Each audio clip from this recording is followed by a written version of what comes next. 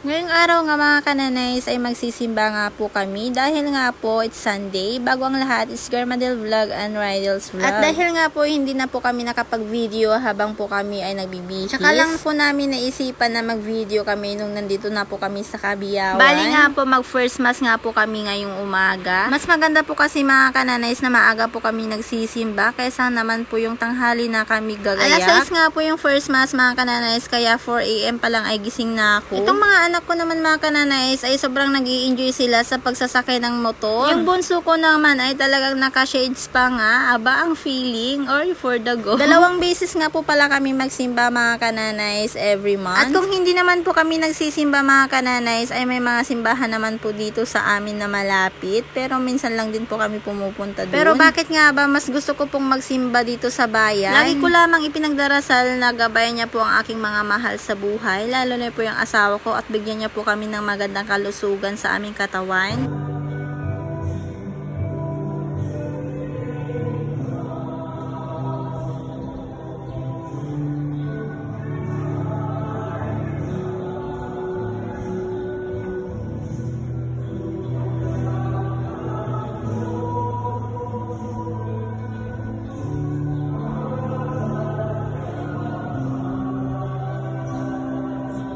Natapos na nga po kami sa pagsisimba mga kananays, kaya dito naman po kami sa parking area nagpicture-picture muna. At kung nagustuhan nyo naman po yung aking sandal at saka bag mga kananays, dito lamang po sa Delma Olibro Shop mabibili yan. At dito na nga muna kami sa bayan mag-ikot-ikot mga kananays dahil sa mga oras na to ay sobrang aga pa nga. At wala pa pong maraming tao, kunti pa nga lang po yung tao dito sa bayan, kaya dito muna kami pupunta sa loob ng palengke. Bali nga po, tumitingin nga po pala ako dyan ng stapler dahil may paggagamitan po ako ng stapler mga kananays, lalo na malapit na naman po yung recycled costume ng aking mga anak sa school nila. O sino nang nakagawa ng recycled costume dyan sa mga anak nyo, pero yung sa akin abangan nyo na lamang po. Bumili na nga rin po ako ng hair clip ng aking buhok mga kananays dahil nga po yung isang hair clip ng aking bunso mga kananays ay pinag-aagawan po talaga namin. Pero hindi naman magpapatalo itong panganay at bunso ko mga kananays dahil nga po kung ano po yung bibilhin ko sa buhok ko ay meron din sila. At kung hindi mo naman ibilhan yung mga gusto nila mga kananays, sisimango talaga sila sa'yo. Kaya ang ginagawa ko mga kananays, kung ano man po yung binibili ko para sa hair clip ng buhok ko, meron din naman sila.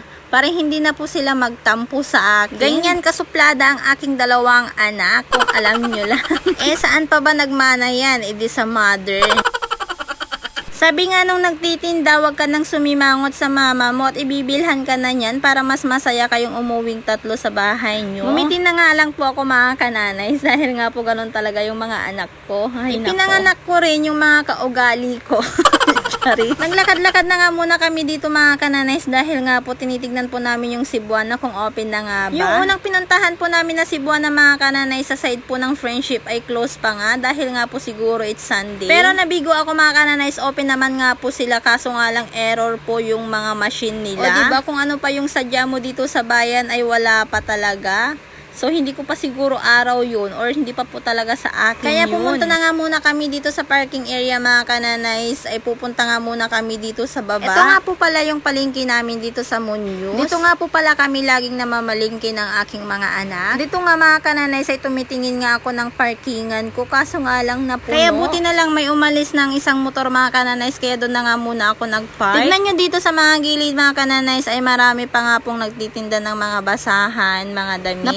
Mura na nga mga kananays yung mga paninda nilang damit kaso nga lang hindi po kami makabili at wala pong budget. Mas importante muna yung aming kakainin or uulamin mga kananays dahil ang gamit sa aming katawan ay makakapaghintay nga yun. At kung hindi naman po importante talaga yung aming bibilhin mga kananays ay hindi po talaga kami bumibili. Pumasok na nga muna kami dito sa loob ng palengke mga kananays lalo na doon sa mga gulay. Bali gulay nga muna ang aming bibilhin mga kananays dahil nga po pag uwi po namin madadaanan din po namin yung mga karnihan. Nag-ikot-ikot na nga muna kami dito sa loob ng palengke mga kananays at nakita ko nga po itong upo or tabungaw in Ilocano. Bumili na nga po ako ng isang pirasong upo mga kananays dahil nga po is 15 pesos lang. Marami nga pong pagpipilian ng mga gulay mga kananays kaso nga po yung ibang gulay na nakikita ko ay nalalanta na. At buti na lang hindi po gaanong maraming tao dito sa palengke ng mga gulayan. Minsan nga pag namamalengke ako ng madaling araw mga kananay around 5:30 in the morning ay marami na nga pong yung tao. At kung makikita nyo naman ngayon mga kananays, halos konti lang po yung tao dito ngayon. At sabi po ng tendera sa akin, mas marami daw pong tao kesa ngayon. Ang sarap sana itong kamutik yung mga kananays, lalo na pang merienda sa hapon or pang almusal sa umaga. Kaso nga lang hindi ko po siya bet at hindi po ako bumili ng kamote. At ito na nga, naglakad-lakad pa nga rin po ako ng kaunti dyan mga kananays. At ito na, nakita ko na naman ulit ito kabuti, kaya napabili na nga po ako ng isang plastic. Yung nabili ko ng kabuti mga kananays ay nagkakahalagang 50 pesos. Ay marami-rami naman po yung laman. Meron din naman pong tag 25 pesos, kaso nga lang po naliliitan ako, kaya ang kinuha ko na nga lang po yung 50 pesos na kabuti. Nakita ko nga po itong talbos ng ampalaya mga kananays para pansahog ko po sana sa kabuti, kaso nga lang nalalanta na. Lumipat nga po ako sa isang pwesto mga kananays, yung lagi kong pinagbibilhan nga si ate. Bali, bumili nga po ako ng isang perasong ampalaya dyan mga kananays, yung bunga. Dahil nga po lalagyan ko po yan ng itlog. Masarap po yun. Paborito po ng aking mga anak. Bumili na rin po ako ng 2 perasong pipino or cucumber mga kananays. Dahil nga po medyo may sipon kaming 3 or may ubo-ubo kaming 3. Masarap po yan lagyan ng suka. Napadaan nga po kami dito sa mga prutasan mga kananays. Kaso nga lang iniiwasan ko po talaga bumili ng rambutan. Hindi ko na po sasabihin sa inyo kung bakit, anong purpose ko, kung bakit ayaw kong bumili ng rambutan. Kaya ang binili na nga lang po namin mga kananays ay yung dalandan. At bumili na rin nga po kami ng palamig dahil nga po nauuhaw na po yung 2